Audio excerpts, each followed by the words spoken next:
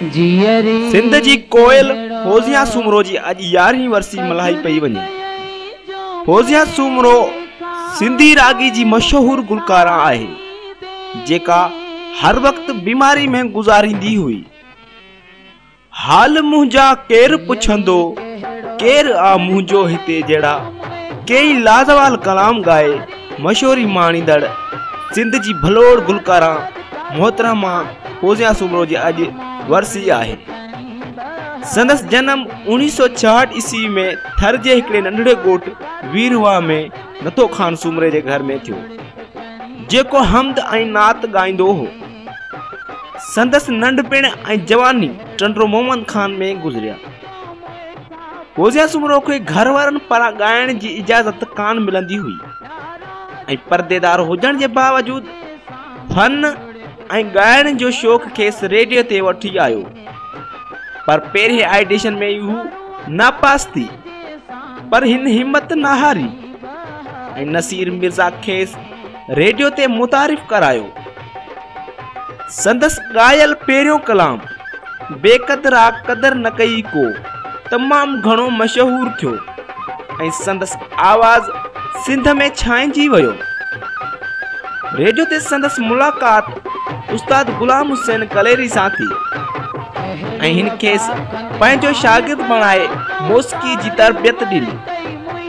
PTV ते खेसि बेदल मसरूर मुतारिफ़ करायो।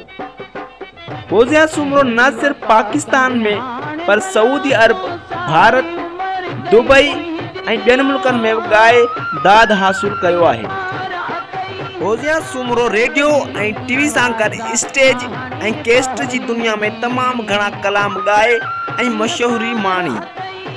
फौजिया सूमरो सिंधी सां गॾु मारवाड़ी, बलोची, सराइकी, पंजाबी, उर्दू ऐं ॿियनि ॿोलियुनि में बि कलाम ॻाया ऐं शोहरत हासिल कई।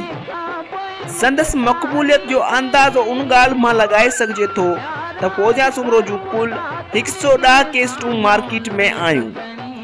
मौसीक़ी में फौजिया सूमरो उस्ताद मजीद खान ऐं गुलाम हुसैन कलेरी खे पंहिंजो उस्ताद मञे थी। 1993 ईस्वी में संदस शादी मिस्री सठियो सां थी। खेसि हिकु धीउ संदरा किरन आहे। फौजिया सूमरो सिंध जे केतिरनि ई शाइरनि जी शाइरी ॻाई, पर हिन सभ खां वधीक शाह लतीफ़, बिलावल ओठे, शेख अयाज़, साईंदाद सांद, गुलाम हुसैन कलेरी ऐं अली मोहम्मद अडेराई खे ॻायो। फौजिया सूमरो खे मनता एवज़ संदस हयाती में ई रेडियो पाकिस्तान तां excellent award, Shah Latif award, मिस्री शाह एवार्ड ऐं ॿिया केतिरा ई एवार्ड मिली चुका आहिनि। खेसि गुर्दे जी तकलीफ़ घणे वक़्त खां रही ऐं 2002 ईस्वी में बीमार रहण बावजूद हिन पाण खे व्हील चेयर ते खणाए बि शाह लतीफ़ जे उर्स ते कलाम ॻाए पंहिंजे मुदायन खे मायूस कोन कयो। हू 4 सेप्टेम्बर 2022 ईस्वी ते कराची जे सवल इस्पताल में दम धाणी हवाले करे हिन फ़ानी दुनिया खे छॾे वई, पर संदस आवाज़ अॼु बि संदस मौजूदगी जो एहसास ॾियारींदो रहे थो।